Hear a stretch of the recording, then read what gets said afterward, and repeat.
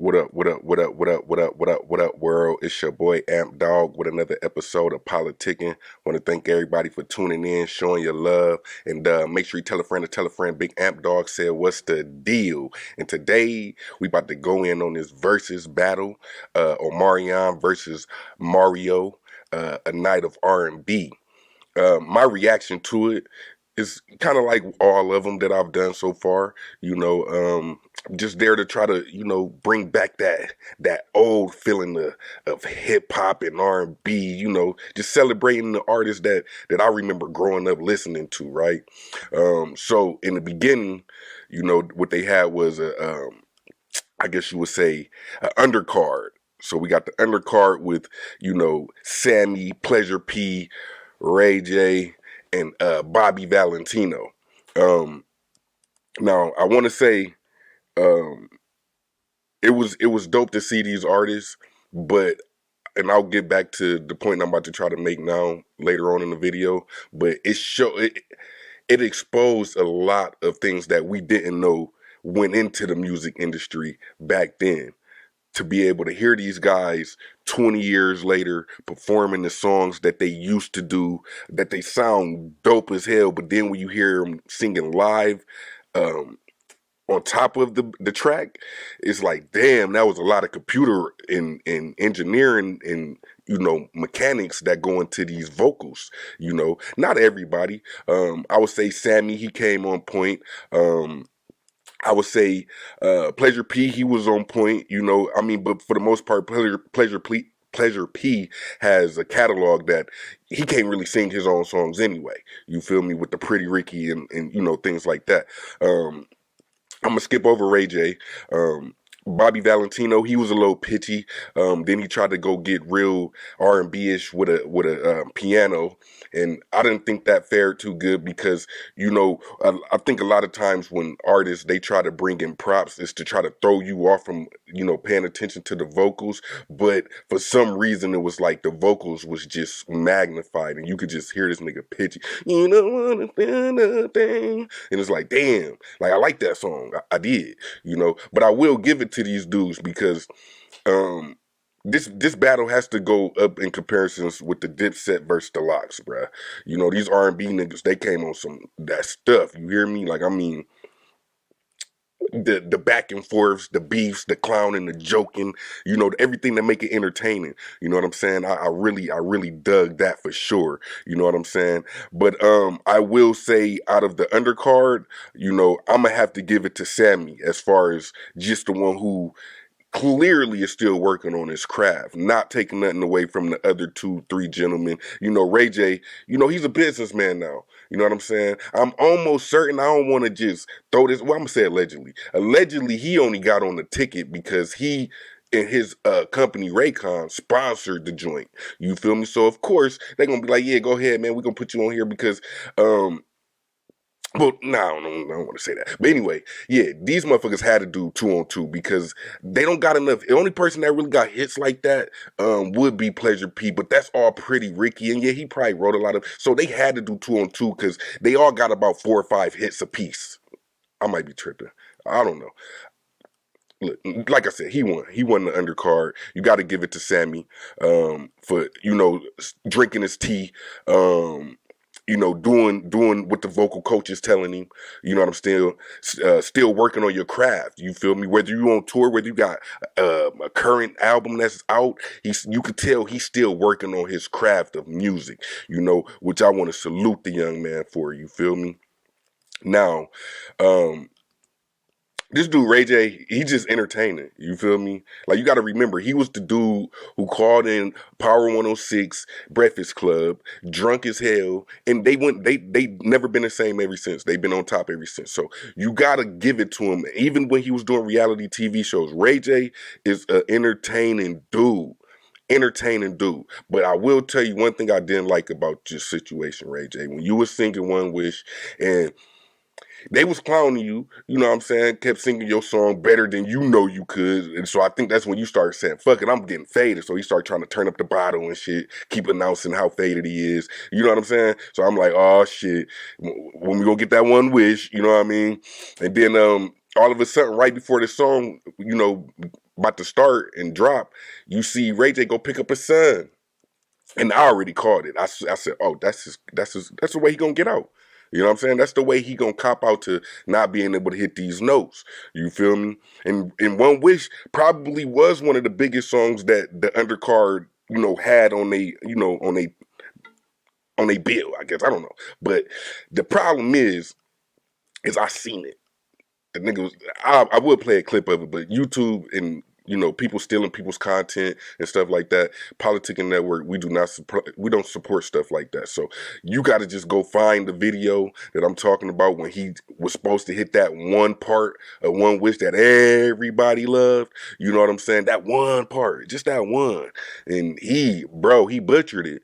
Like, and then I'm thinking like, all right, is somebody gonna be in that earpiece that they be, all the R&B stars, they always got those little earpieces so they could be able to, hear their voices and stuff like that. So I was wondering, like, is somebody in his ear telling them, nigga, you gotta acknowledge what the fuck just happened. You know how Whitney Houston, when she was performing and then she tried to sing and her voice didn't work and she must have been something I ate? Yeah, it must have been something he ate. Cause this nigga was off key. I mean, horribly. You feel me? And I don't got no problem with Ray J. Like I said, I understand why you was at Verzuz, my nigga. I understand it. You know what I'm saying? You got a business that was able to support and sponsor, the Verzuz battle. So I'm sure it was some type of stipulant to where you like, hey man, let me get on there. You know what I'm saying? Let me be. And then it's in your hometown of LA. So yeah, I'll give that to you. But you didn't.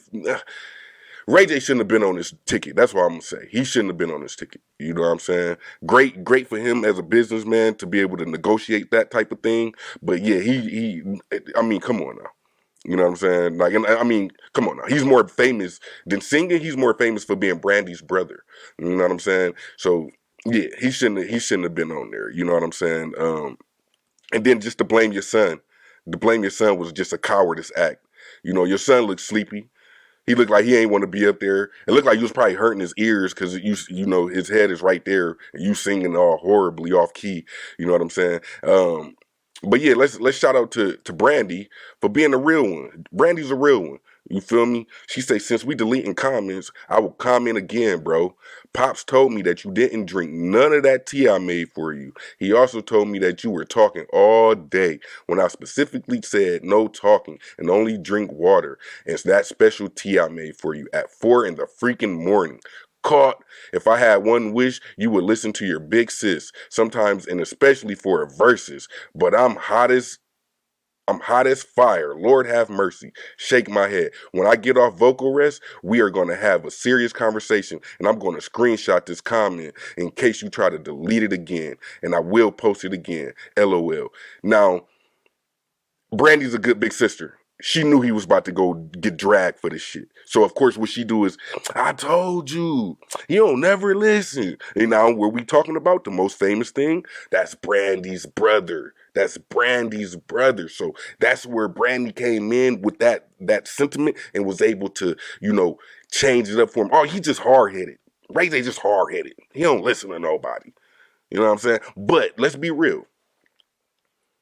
If he had the right tea, the right water, he didn't talk all day. Do y'all really genuinely, I mean, honestly, y'all opinions, do y'all really think he would have made much of a difference without having auto-tune or an engineer standing right there on the side of him?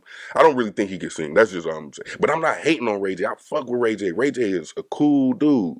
I never met him, so I don't know how cool he is, but just from what I've seen on TV and shit. But yeah, you got to listen to your big sister, bro, especially the one that's in the family that could really sing. Like Brandy could really sing. You feel me? So yeah, bro, you gotta do better, my nigga. And then, we get to the headline. Now, it wasn't my initial reaction, like when it first was, before it all started, I didn't think it was going to be a landslide, but I'm not surprised the way it turned out. I'm just say that. I'm not surprised. I mean, Omarion, he could sing, but not like that though. You know what I'm saying? To me anyway. To me, that's my opinion. Like he's one of those studio singers, you feel me, that happened to he had to get the earpiece because he wasn't planning on singing. He was gonna lip sync and try to dance his way out of it. That's what he was gonna try to do. But then he gave a disclaimer. I can't hear myself. But then you got a nigga like Mario, like nigga, you can't hear yourself. I can hear myself. You know what I'm saying? I could hear your heart. You feel me? Like, hey, Mario came in there ready. Again, a perfect example of an artist that practice their craft, that stays on it, that eats, sleep, and you know what with it. You know what I'm saying? Like, this dude vocals was crazy. Almost to a point I started feeling like somebody set Omarion up. One of these motherfuckers behind the scenes set this nigga Omarion up because I know ain't no way. I mean, yeah, he got hits, but oh, bro, it was I don't know.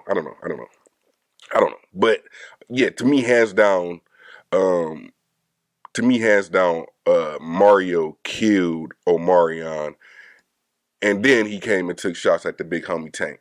I mean, this moment right here is probably the most. This is what turned Mario into the Jada Kiss of the Verzuz battle on the R&B side. I'm gonna say that he started clowning these niggas vocally on some. You can't fuck with me. And I mean, look at Omarion. And mind you, this is a point where Omarion was singing, "Oh."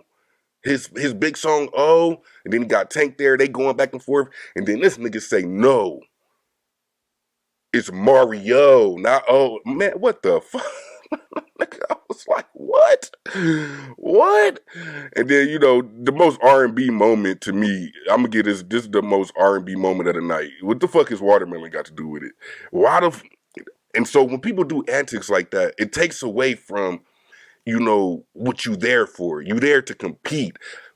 Track for track, vocals for vocals. Like you can't like Omarion came out with 3 outfits. He came to perform. Right? He came to perform. He came with 3 different outfits. You feel me? What the Watermelon got to do with anything? I mean, I don't know. Maybe the women loved it or something. I don't know. But to me, it was like, what the fuck is Watermelon got to do with something?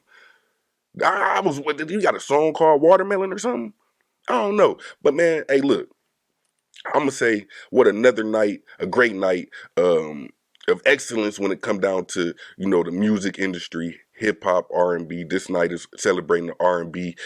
Shout out to all the performers. Like, even though I have my little jokes and shit, you know what I'm saying? Shout out to all the performers. I will say this is probably up there with the if not Dipset and Locks, probably Bone Thugs and Harmony, because these niggas was about to fight. These niggas was about to fight. A lot of these niggas was about to fight. D-Ray's old ass, shout out to D-Ray, because he kept his composure. You could tell he was running, like his patience was running thin with these young niggas.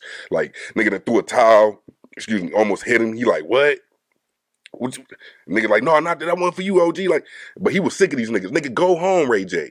Like, and at this point, he don't give a fuck if you sponsor the event. He's like, man, just get the fuck off the stage, Ray J. You know, but Ray J, you know, that was part of his act. He was trying to show that he's drunk and yeah, I'm really here to have a good time. You feel me? Which I didn't think that was a good way to go out. But I'm sure a lot of, you know, moments in this Verzuz battle will make, you know, them guys wake up the next day and be a little embarrassed. You feel me? But overall, most R&B moment right there is this nigga with a watermelon acting like it's a vagina, eating on stage, next to his brother. And I don't got nothing to say about that. Yeah, y'all let me know what y'all think in the comments. Like, share, subscribe, tell a friend to tell a friend. Big Amp Dog said, what's the deal? And as always, protect your peace, protect your people. Peace.